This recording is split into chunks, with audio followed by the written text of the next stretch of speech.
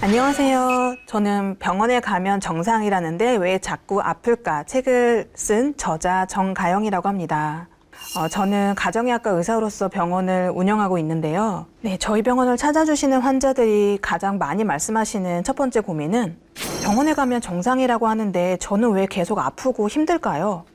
혹은 저는 계속 아프고 힘든데 병원에 가면 그냥 스트레스 때문에 그래요. 신경성입니다 라고만 하고 나는 치료해 줄 것이 없으니까 정신과에 가보래요.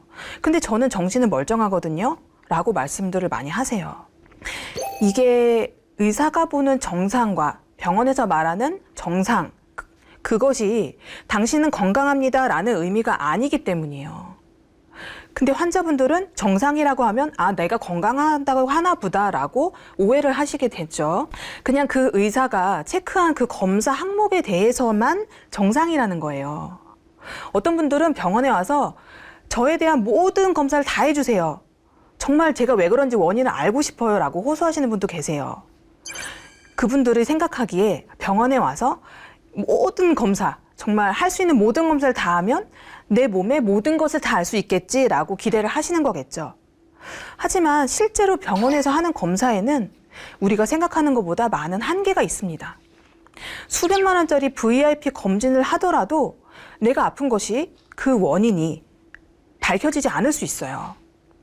그런 검사들은 영역이 약간 다른 저희 병원 같은 기능의학 병원에서 하는 검사로 그 원인이 밝혀지기도 하고 이렇게 저렇게 해결이 되시기도 하죠.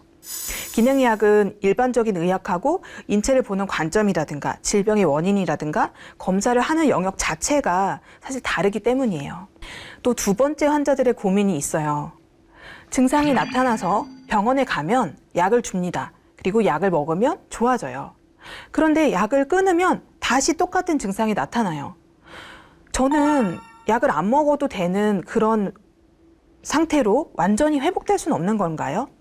혹은 의사 선생님은 저한테 이 혈압약을 혹은 당뇨약을 평생 먹으라고 하십니다. 그런데 정말 약만 먹으면 제가 건강해지는 거 맞나요? 혹시 약을 끊어도 될 만큼 더 건강해질 수 있는 방법은 없나요? 이런 고민들을 많이 하십니다. 이것은 바로 의사들이 생각하는 건강에 대한 인식과 환자들이 기대하는 건강의 목표 차이가 있기 때문이에요. 건강 스펙트럼이라고 혹시 들어보셨나요? 우리가 건강하다 그리고 아프다라고 단순하게 표현하지만 우리 건강의 단계는 굉장히 여러 가지의 그런 스펙트럼을 가지고 있어요. 여러 단계를 가지고 있다는 거죠. 하나도 아프지 않으면서 아침에 눈 떴을 때 너무 상쾌하고 활력이 넘치는 그런 최적의 완벽한 건강 상태가 있고요. 우리도 과거를 돌아보면 내가 그랬던 적이 있었지라고 말씀들을 많이 하시죠. 내 20대 때는, 내가 고등학생 때는 뭐 쇠를 씹어 먹어도 다 소화를 시켰어라는 그런 상태를 그런 상태를 뜻하는 거죠. 그리고 또 최악의 건강 상태는 거의 사망하시기 하루 이틀 전, 정말 뭐 물도 못 넘기고 정말 의식이 오락가락하는 그런 상태도 있죠. 그리고 그 가운데는 그 전에 그런 사망에 이르게 하는 중대한 질병을 진단받으신 분들 있죠. 뭐 예를 들어서 암이라든가 심장 질환이라든가 뇌경색이라든가 이런 중대한 질병, 그리고 중대한 질병으로 가기 전에 그분은 분명히 경미한 어떤 건강 문제가 있었을 거예요. 경미한 질병들, 생명에 크게 위협이 되지는 않지만 그래도 질병을 가지고 계시고 약을 먹어야 되는 분들이 있고요. 그 이전 단계, 약간 불편한 신호들은 있어요. 뭐 가끔 내가 피곤하면 뭐 입병이 나, 내가 피곤하면 좀 몸살이 나긴 하는데 나는 병은 없어라는 분들. 그리고 그렇게 신호가 나타나지는 않지만 건강이 안 좋은 상태로 가고 있으신 분들이 있어요. 근데 그 상태에서도 몸에서 아직 아무런 변화가 나타나지 않는 상태도 있죠. 이렇게 여러 가지 건강 스펙트럼이 있는데 그중에 나는 어디에 있으며 무엇을 목표로 하고 있는지는 개개인마다 다 다릅니다. WHO에서 제시한 건강의 정의가 있어요. 단지 질병이 없는 상태가 아니라 육체적, 정신적, 사회적 행복이 모두 완전한 상태를 의미해요. 이런 건강에 도달하려면 의사만 가지고는, 아니 의사의 도움만 가지고는 안 되죠. 어떤 사회적인 그런 시스템, 복지 이런 것들이 다 따라와 줘야 되는 거죠. 자, 우리들이 그냥 막연하게 난 건강해지고 싶어 이렇게 말씀하시지만 각자의 생각하고 있는 건강의 목표들은 다 다릅니다. 제가 약간 재미있게 하려고 유형을 4가지로 한번 추려봤어요.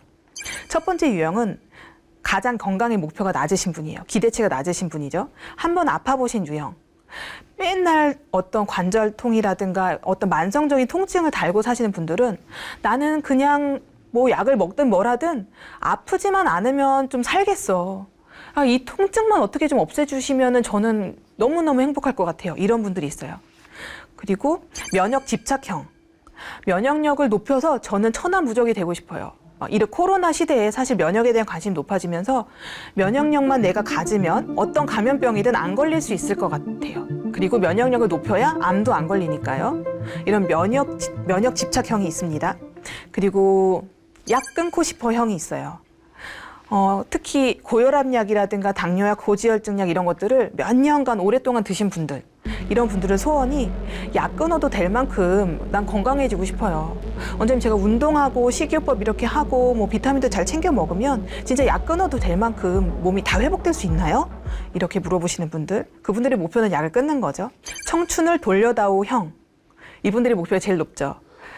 아픈 데가 딱히 있는 건 아닌데 젊을 때만큼 소화가 잘 안 돼요. 젊을 때만큼 그렇게 의욕이 없고 좀 몸이 처지는 것 같아서 활력을 되찾고 싶어요. 원장님, 저 그런 방법이 없을까요? 이렇게 찾아오시는 분들이 계십니다. 그런데 한편 병원 그리고 의료진들의 목표는 이것보다 되게 낮은 편이에요. 병원에서 목표로 하고 있는 것은 바로 2차 예방이에요. 1차 예방은 아예 병에 걸리지 않도록 하는 예방인데 2차 예방은 이미 질병을 가지고 있는 상태에서 추가적인 합병증의 발생을 예방하기 위한 거죠. 가장 대표적인 것이 당뇨 환자의 혈당 관리예요. 이미 당뇨에 걸렸고 그걸 돌이키기는 어렵지만 혈당을 너무 높아지지 않게 관리함으로써 뭐 당뇨 때문에 뭐 발이 썩는다던가 신장 투석을 하게 된다던가 이런 더 위중한 합병증으로 가지 않도록 관리하는 것이 사실 의사들이 더 중요하게 생각하는 목표예요. 또는 뇌졸중이나 심장질환 같이 생명을 바로 위협하거나 중증의 장애를 유발할 수 있는 질병을 예방하고자 하는 것도 2차 예방이죠. 그러기 위해서 혈압약을 다들 복용하고 계시는 거고요. 의사들의 목표는 약을 꾸준히 복용을 하시더라도 삶의 질을 크게 해치지 않고 중증 질환이 예방이 되고 있는 상태라면은 건강한 거 아닌가? 이렇게 생각합니다. 만성 질환의 경우에는 사실 의사들의 목표는 그 정도고요. 암 환자분들의 경우에 또 환자분들과 의료진의 목표치가 다르죠. 사실 암을 진단받았고 치료를 해서 이 환자분이 5년 동안 암이 재발하지 않고 생존해 계시다면 그것은 의학적으로는 완치라고 말을 해요. 완전 관해라고 표현을 합니다. 그런데 이 환자가 만약에 35세 때 암 진단을 받았어요. 그리고 40세까지 5년간 그래도 사망하지 않고 재발하지 않고 항암 치료를 잘 견뎌내서 잘 살았어요. 그런데 만약에 41세나 42세 때 암이 재발해서 사망했다면 이 환자의 인생은 나는 완치되었어 라고 말을 할 수 있을까요? 이렇게 환자의 입장과 의사들이 어떤 통계적, 의학적으로 판정하는 입장은 차이가 굉장히 큽니다. 왜 그러냐 하면은 의료라는 거는 사람이 하는 일이에요. 신이 하는 게 아니죠.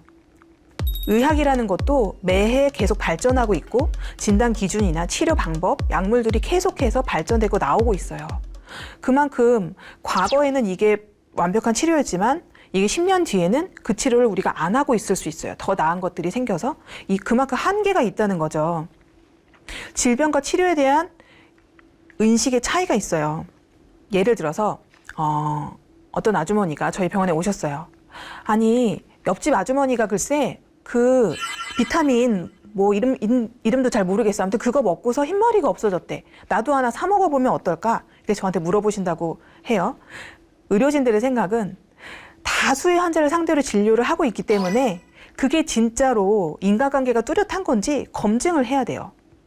치료 효과에 대해서 그러니까 많은 환자들을 대상으로 임상 시험을 거쳐서 통계적으로 유의하게 의미가 있어야 이것이 진짜 치료 효과가 있다라고 생각을 하죠. 그래서 수년에 걸친 연구 자료를 통해서 입증된 치료만을 합니다. 하지만 환자들은 다르죠. 개개인마다 입장이 다르고 자신의 건강 문제가 일단 제일 중요해요. 어떤 치료적 개입이든 무슨 뭐 이 민간요법 중에 되게 여러 가지들이 있잖아요. 무슨 뭐 비타민 먹는 것부터 시작해서 무슨 약초를 달여서 먹었더니 그 사람이 뭐 암이 나았대라든가 이런 여러 가지들, 그런 인과관계에 대해서 자의적으로 해석합니다.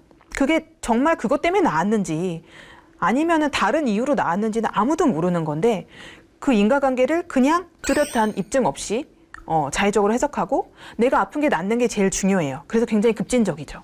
낫기 위해 수단과 방법을 가리지 않으세요. 이게 의사가 하는 얘기든 그냥 뭐 건강기능식품 파는 어떤 분의 이야기든 누가 나았다고 하면 솔깃해서 그냥 내가 낫는 게 제일 중요해라고 가시는 거죠. 하지만 의사들은 굉장히 보수적입니다. 충분히 연구가 되지 않았고 검사 방법이나 치료 방법이 확립되지 않은 질병 또는 건강상의 문제는 아예 취급을 안 하려고 해요. 왜냐면은 의사도 사람이고 내가 그 결과를 책임질 수 없다고 생각하기 때문이죠. 그런데 그 환자분들은 의사에 대한 환상이 좀 있으세요. 사실 저도 의사가 되기 전에는 심지어 의대생이었는데 어떤 의사에 대한 환상이 있었어요. 의사는 모든 질병을 다 안다고 생각했고 모든 건강 문제를 다 파악하고 있다고 생각했어요. 그래서 제가 의대생 때 당시에 내과 전문의셨던 저희 선배님을 동아리 모임에서 잠깐 뵐 기회가 있었는데 이런 질문을 했어요. 선배님, 제가 이렇게 숨을 쉴 때 가끔씩 이 갈비뼈 한쪽이 약간 따끔한 통증이 느껴질 때가 있는데요. 그거 왜 그런 거예요? 제가 기대하기로는 선배님이 바로 그 대답을 주실 줄 알았어요. 그런데 선배님 웃으시면서 이러시는 거예요. 내가 그걸 어떻게 알아? 하시는 거예요. 그쵸? 의사도 사람이고 왜 그런지 검사를 하고 어떤 추론 과정을 통해서 그것을 발견해내는 그런 어떤 프로세스가 필요한 건데, 저는 마치 점쟁이처럼 딱 보면 딱 뭔가 나오는, 그렇게 정답을 말해주는 사람이 의사라고 생각했던 거예요. 의사도 사람이고, 제가 자꾸 똑같은 얘기를 하게 되는데, 의학이라는 과목은 사실은 암기 과목이에요. 의사들이 공부하는 의학에 대해서 잠깐 말씀드리면 저는 그거를 질병학이라는 생각도 좀 들었어요. 물론 기초의학으로 우리 몸이 어떻게 구성되어 있고 어떻게 돌아가고 이런 뭐 생화학, 생리학, 그 해부학 이런 것들 다 배워요. 그리고 나면은 임상의학이라고 해서 뭐 소화기, 호흡기학, 뭐 산부인과학, 외과학, 정신과학 등등의 그런 과목들을 통해서 질병을 배우게 돼요. 그 질병들의 진단 기준과 프로토콜을 달달달 외워요. 그리고 전문의가 돼서도 치료 프로토콜이 조금씩 이제 변하면 그것들을 업데이트하면서 다시 공부를 하게 되죠. 거기에 또 환자들을 보는 임상 경험이 쌓이면서 성숙한 의사가 되어 가는 건데, 그래서 의사들이 보는 거는 질병이에요. 물론 환자를 보죠. 근데 환자가 갖고 있는 질병이 무엇인지를 진단하고 거기에 대한 치료를 하는 거예요. 그래서 WHO에서 말하는 건강의 정의는 단지 병이 없는 상태가 아니라 라고 말을 하지만 의사들이 추구하는 건 병이 없는 상태까지 만들어 주자라는 거죠. 그래서 저는 그 의학을 공부하면서 들었던 생각이, 이렇게 의학에서 질병의 종류를 정의하고 치료하는 것을 보니까 이것은 질병에 대한 얘기지 건강 증진하고는 굉장히 거리가 많이 있구나라는 것을 깨달았어요. 그리고 의학 교과서를 보면은 어떤 질병이 써 있고 뭐 원인 땡땡 하고서 원인 불명, 원인은 모른다 이렇게 써 있는 게 너무 많은 거예요. 근데 원인은 모르는데, 예를 들어서 과민성 대장 증후군에 대해서도 원인은 뭐 스트레스 뭐 이런 거지만 일단은 증상은 이렇게 조절해 주자. 뭐 설사를 하면 지사제를 주고 배가 아프면 배 아프지 않게 당장 이제 대증요법이죠, 말하자면. 그런 증상 조절해 주는 것이 치료다라고 적혀 있는 질병들이 사실 너무 많은 거예요. 근데 진짜 치료는 근본 원인을 치료해서 아예 그게 생기지 않도록 하는 게 진짜 치료가 아닌가라는 생각이 들었어요. 그리고 책에서 배운 진단 기준의 카테고리에 들어있지 않은 카테고리 밖에 있는 사람들이 너무 많은 거예요. 저는 레지던트 3년차 전공의 마지막 연도를 지나면서 정말 이 환자들이 원하는 대로 이 약을 끊게 해줄 수는 없을까? 그런 것들에 관심이 많이 생겼어요. 그리고 이 의사들은 일단 자기가 전문 과목으로 가지고 있는 그 과목에 해당되는 질병, 그 질병 기준에 맞는 환자만을 보려고 하는데, 그렇게 진단 기준에 맞는 사람뿐만 아니라 질병에 걸리기 이전에 질병을 예방하고 질병의 진단 기준에 부합하지 않지만 좀 뭔가 고통스럽고 뭔가 건강 문제가 있는 사람들의 관리를 해주는 것에 있어서도 이런 의학적인 지식들이 도움이 되지 않을까라는 의문을 갖게 되었어요. 그러다가 기능의학을 만나게 된 거예요. 기능의학이 뭐냐고 아직도 처음 들어봤다라고 하시는 분들이 되게 많아요. 저는 기능의학이 여러 가지 이제 별명들이 있거든요. 그 중 하나가 업스트림 메디슨이에요. 이게 강기슬을 거슬러 올라가다 뭐 이런 뜻이거든요. 비유를 하자면 어떤 게 하천에서 이렇게 놀고 있었어요. 그런데 강물에서 뭔가 이상한 냄새가 나요. 그러면 우리가 어떻게 할까요? 그냥 거기다가 뭐 방향제를 뿌리나요? 냄새가 나니까 코를 막으면 되나요? 그렇게 해결하는 게 아니라 보통은 상식적으로 강기슭을 거슬러 올라가서 이 냄새가 어디에 왔는지를 조사하게 되지 않을까요? 그렇게 우리의 건강 문제를 그렇게 대한다는 거예요. 그것이 기능의학의 가장 핵심적인 정신이에요. 원인을 찾아보자. 그렇게 강기슭을 거슬러 올라가 보니 이렇게 환자들이 호소하는 두통, 만성 피로, 피부 질환 이런 문제들이 다 생활 습관에 있었더라고요. 제가 공부하는 기능의학은 IFM이라고 하는 미국에 이제 본부를 두고 있는 가장 큰 기능의학 학회에서 나오는 자료들, 그런 강의들을 가지고 제가 공부를 하고 있는데요. 거기서는 기능의학 매트릭스라는 게 있어요. 펑셔널 메디슨 매트릭스라고 해서 이 환자를 파악하는 차트예요. 거기 보면은 라이프스타일 팩터라고 해서 5가지 영역을 이 환자에 대해서 파악하게 되어 있어요. 수면, 이완, 2번째 운동 활동량, 3번째 영양 상태, 4번째는 스트레스, 5번째가 인간관계예요. 이 생활습관 개선이 가장 중요하다는 거죠. 제가 막 영어도 쓰고 해서 어렵게 느껴질 수 있는데 별거 아니에요. 그냥 잘 자고, 잘 먹고, 잘 싸고 그렇게 되면 돼요.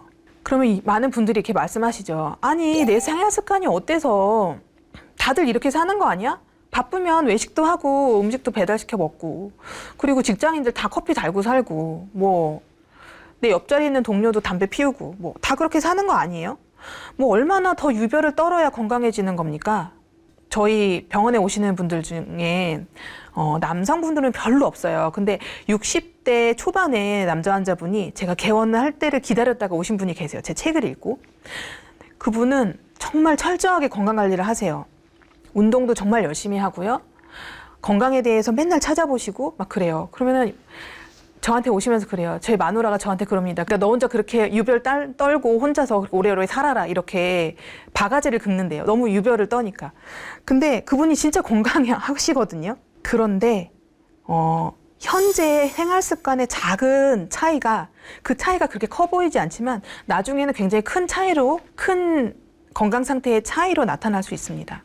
7, 8시간 숙면하시는 분과 자다가 자꾸 깨고 늦게 주무시고 그런 분과는 큰 차이가 있고요.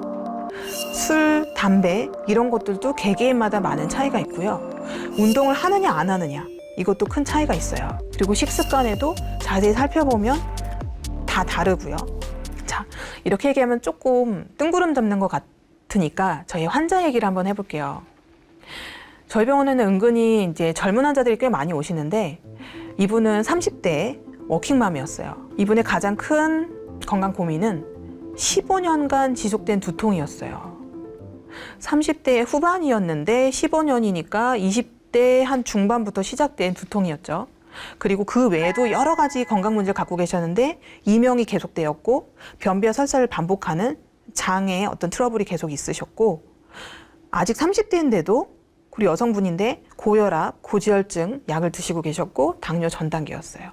그리고 생리통도 굉장히 심했어요. 이분은 어릴 때 아버지 사업 부도가 나서 스트레스를 어릴 때부터 많이 받으셨었고요. 결혼 후에는 어린 아이를 키우면서 집에서 쇼핑몰 사업을 하셨어요.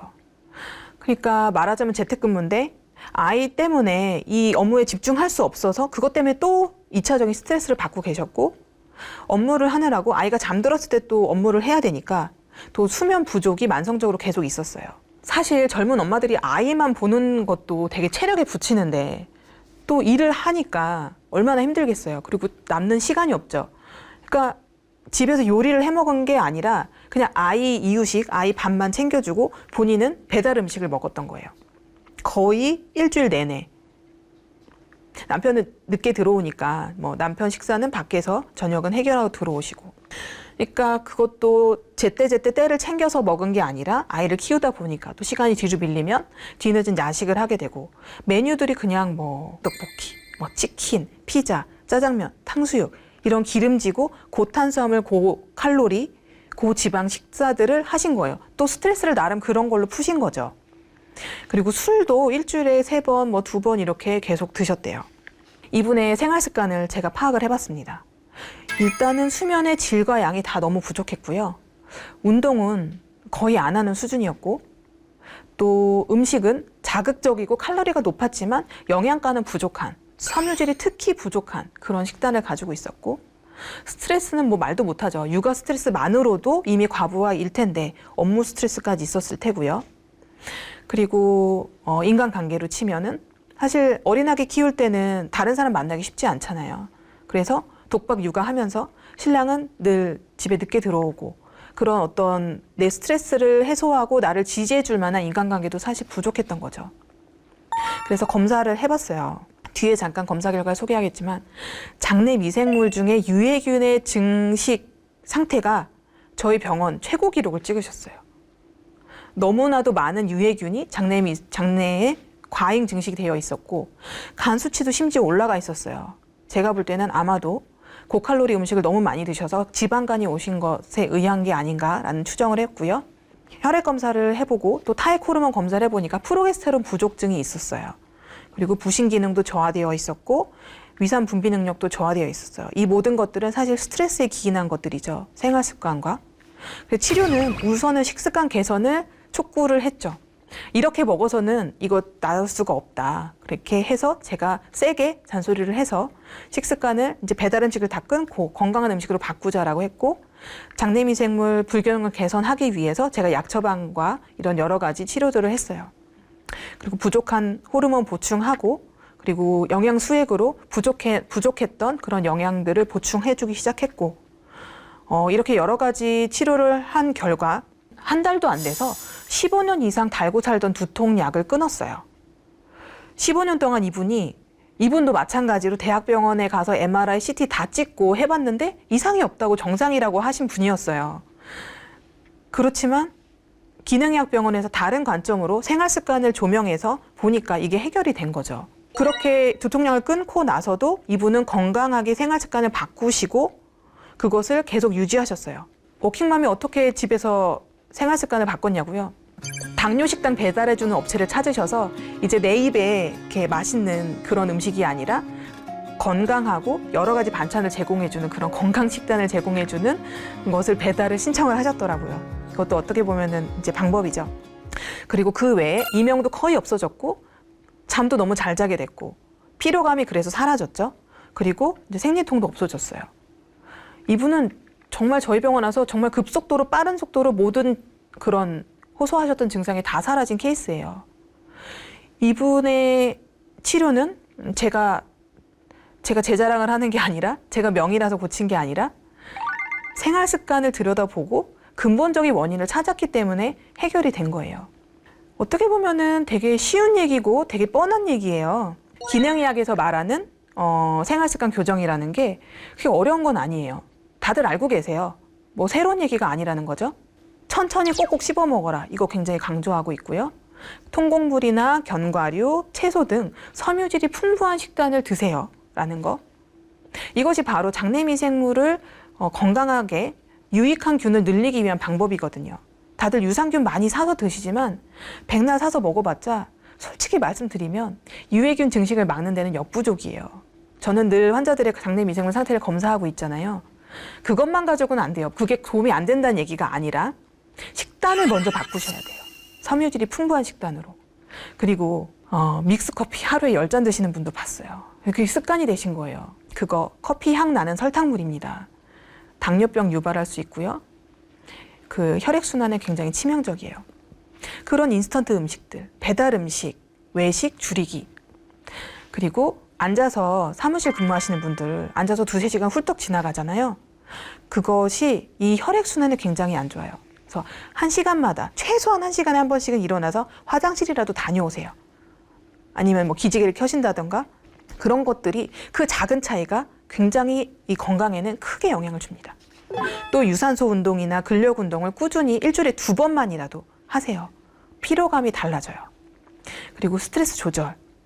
정말 워커홀릭이신 분들 많죠. 하지만 최소한의 워라밸은 지키셔야 돼요. 무슨 욜로족처럼 맨날 놀러 다니고 뭐 주말마다 놀러 다니라는 게 아니라 일할 때는 일하고 쉴 때는 마음을 내려놓고 일 생각을 하지 않고 그렇게 이완하는 그런 시간들을 가지시라는 거예요. 쉴 땐 좀 쉬어 주셔야지 돼요. 왜냐면은 우리 인생이 마라톤인데 단거리 경주가 아니잖아요. 그냥 지금 1년 바짝 일하고 그만둘 게 아니기 때문에 멀리 보고 내 건강과 어떤 페이스를 조절해 나가면서 스트레스도 관리하실 필요가 있다는 거죠. 식사 어떻게 하시나요? 제가 잘 먹고 잘 쉬고 잘 자고 잘 싸고 이런 것들이 중요하다고 말씀드렸는데 먹는 거 되게 중요해요. 보통 10분 이내 식사 시간이 다 끝나나요? 사람들과 밥을 같이 먹으면 내가 가장 빨리 먹는다라는 분들 계시죠? 잘 안 씻고 대충 몇 번 씻고 그냥 훌떡훌떡 넘겨버리시는 분들 계시죠? 식사 시간조차도 일 생각하느라고 긴장 속에서 빨리빨리 밥을 먹어야 되는 분들 계세요. 특히 점심시간 같은 경우에. 그런 분들의 특징이 꼭꼭 씹어먹지 않아요. 이것이 젊었을 때는 잠깐 괜찮을 수 있고 뭐 처음부터 바로 몸에 이상을 바로 주지 않기 때문에 우리가 간과하고 넘어가지만 이것이 각종 소화기 질환의 가장 근본적인 원인이 되기도 해요. 저희 병원에 어떤 피아노 학원을 운영하시던 선생님이 오셨는데 이분이 음식을 조금만 먹으면 바로 얹혀요. 이게 내려가지를 않아요. 내가 소량 먹은 음식을 다 소화시키려면 최소한 5시간은 서서 움직여야지 이게 내려간다는 거예요. 그게 위무력증 이런 거거든요. 원래는 이렇게 좀 마른 편이셨지만 건강하신 분이었어요. 병원을 거의 안 다니셨대요. 그분도 30대셨는데. 왜 그렇게 위가 나빠졌을까를 계속 생활 습관을 체크해 보니까 피아노 학원을 운영하시다 보니까 식사 시간을 그냥 건너뛰신 거예요. 건너뛰고 먹더라도 빨리 급하게 조금 먹고 그렇게 불규칙한 식사 그리고 식사 시간에도 굉장히 긴장도가 올라가 있었고 제대로 소화액이 나오지 않는 상태에서 대충대충 식사를 빨리빨리 하신 거예요. 근데 그것밖에 없어요. 그런데 지금은 음식을 넘기기도 힘든 그런 상태가 돼서 몸은 점점 더 말라가고 지금은 아무 일도 할 수 없는 정말 중증의 환자 상태가 된 거예요. 이런 거 사람들 잘 모르시잖아요. 내 생활 습관 하나가 그렇게 나의 삶에 큰 영향을 줄 수 있다는 거를 꼭 말씀드리고 싶습니다. 잠은 어떻게 주무세요? 몇 시쯤 잠에 드시나요? 또 중간에 몇 번 깨시나요? 몇 시에 주무셔서 몇 시에 일어나시나요? 전 이런 것들을 환자분께 다 물어봐요. 저희 병원에 오시는 환자분들 중에 은근히 20대 환자분들이 많으신데 이분들의 특징, 공통점이 최소한 새벽 1시는 무조건 넘기고 새벽 2, 3시 이후에 잠드시는 분들이 굉장히 많아요. 물론 저희 병원에 오시는 연예인분들도 계시는데 이분들은 촬영 스케줄이 막 자정 1시 이렇게 끝나니까 어쩔 수 없이 막 3시에 주무시고 이런 분들 계시는데 그게 촬영을 안 하고 쉴 때도 아예 패턴으로 굳어져서 새벽 2, 3시에 자고 점심 때 일어나고 막 이런 분들이 계세요. 근데 그 수면의 질이 그렇게 좋지가 않아요. 혹시 잠자기 전에 핸드폰 계속 들여다보시나요? 블루라이트 차단 기능이라고 있어요. 그런 것들을 신경 쓰시고 계시는지 아니면 수면제를 드시는지. 우리가 잠을 자는 시간은 그냥 흘러가는 시간? 어떻게 보면은 내가 활동하지 않기 때문에 낭비되는 시간이라고 생각하시는 분들도 계시죠. 그래서 최대한 잠을 줄이고 열심히 일을 해야 내가 발전하고 내가 더 성장한다고 생각하실 수도 있는데 자는 시간은 내 몸을 다시 재충전하고 내 세포들이 새 것으로 바뀌는 재생 시간이에요. 특히 이 멜라토닌은 정상적으로 우리가 잠을 잘 때 새벽 3시쯤에 가장 피크치를 치는데 이 멜라토닌이 나와줘야 내 몸에서 매일 생겨나고 있는 암세포들을 싹 정리해줘요.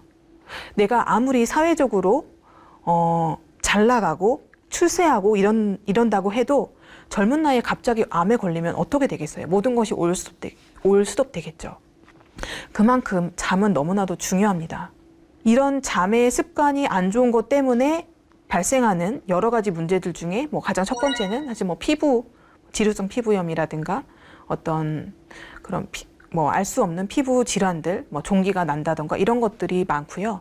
그 외에도 수면 부족이 또 다른 장내 미생물에도 영향을 주고 스트레스 지수를 높이고 우리 몸의 긴장도를 높여서 결국 부신 피로를 유발하고 만성 피로로 가기도 하고 이런 문제들이 근본적인 원인이 다 이런 생활 습관이 있다는 거죠. 바로 이런 여러 가지 생활 습관의 잘못으로 인해서 발생하는 건강의 이슈들을 저희 기능의학에서 주로 다루고 있습니다. 기존의 병원들은 좀 간과하고 있거나 중요하게 생각하지 않고 다루지 않으시지만 흔하게 발생하는, 그래서 기능의학에서 많이 다루고 있는 건강 문제들이 있어요.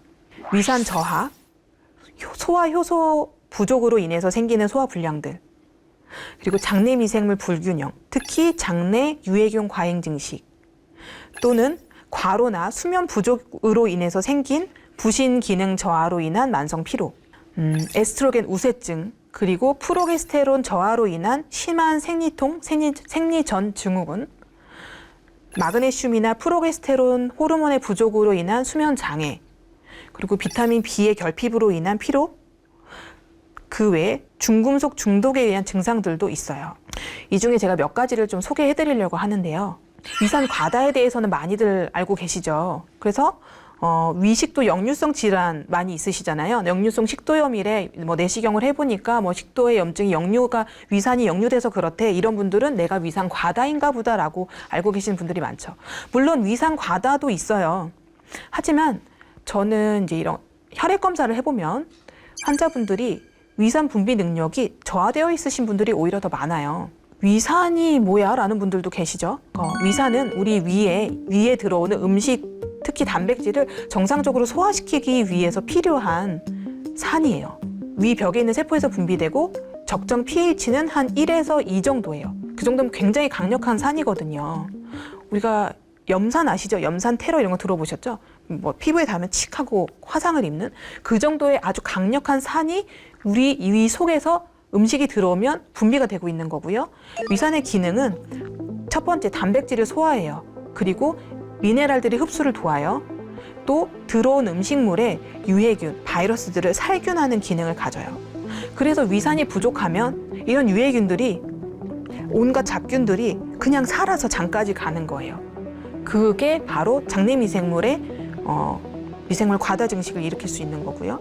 위산이 충분히 나와야 위와 식도 사이의 관략근이 꽉 잠겨요.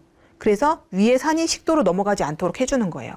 그런데 위산이 저하가 되면 고기 종류나 단백질을 음식을 먹었을 때 소화가 안 돼요 라는 분들 계세요. 그게 위산 저하 환자들의 특징이고요. 또 완벽하게 소화되지 못한 이 단백질들이 그대로 소화되지 못한 채 장으로 내려가면 불필요한 면역 반응, 알레르기 반응들을 일으킬 수 있어요. 그리고 음식물로 먹은 영양분들이 잘 분해가 되지 않으면 흡수도 안 돼요. 그러니까 살은 찌는데 미네랄이라든가 이런 필수 영양소 결핍이 되기 쉬워요. 그래서 손톱이 갈라진다던가 이런 문제들이 생기죠.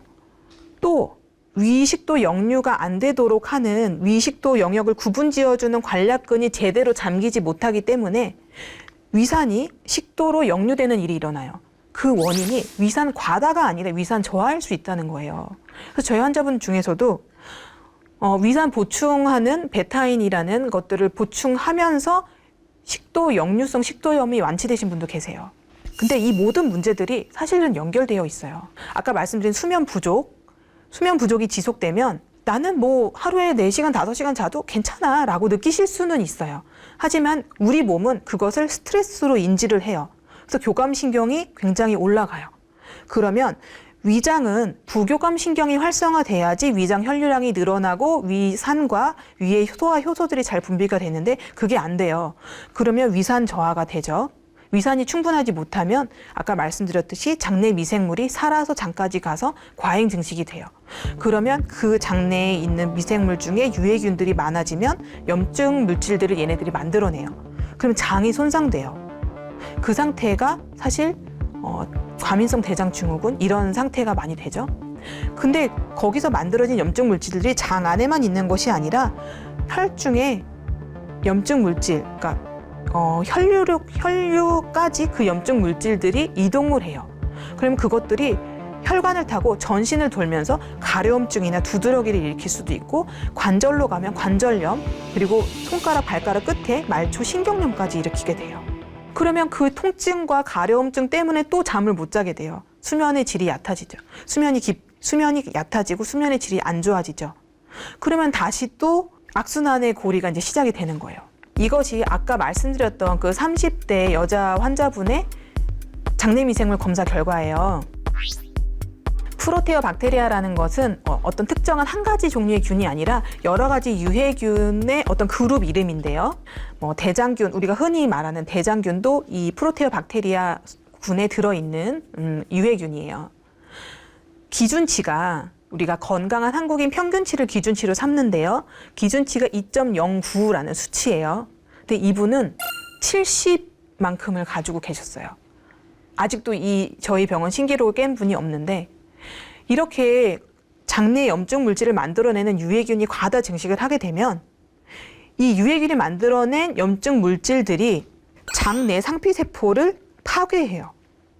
거기서 장에는 면역세포들이 많이 살고 있거든요. 이 면역세포들이 또 이 유해균을 죽이기 위해서 서로 염증 물질들을 분비해요.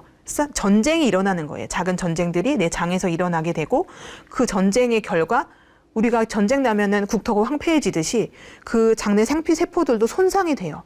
그러면 그 장내 상피세포가 장내와 그리고 장 밑에 있는 혈관의 경계선이 되거든요. 경계를 지어주는데 그 경계가 허물어지면서 장 내에 있던 염증 물질들이 혈관으로 노출이 되고, 그것이 혈관을 통해 전신으로 돌아다녀요. 바로 이 물질이 그분의 15년간 이분을 괴롭혔던 만성 두통, 브레인 MRI, CT를 다 찍어도 나오지 않았던 그 만성 두통의 주요 원인이 바로 이 장내 미생물이 만들어낸 염증 물질이었다는 거죠. 이거는 또 다른 호르몬 영역의 문제인데요. 굉장히 흔해요. 영어로 말하면 루티얼 페이트 디피션시라는 이런 토픽이 있어요. 환자 얘기를 하는 게 이해가 빠를 것 같아서 말씀드리면, 생리통이나 생리 전에 우울감이나 너무 짜증이 나고 이런 분들 되게 많거든요. 그런 분들이 프로게스테론을 보충함으로써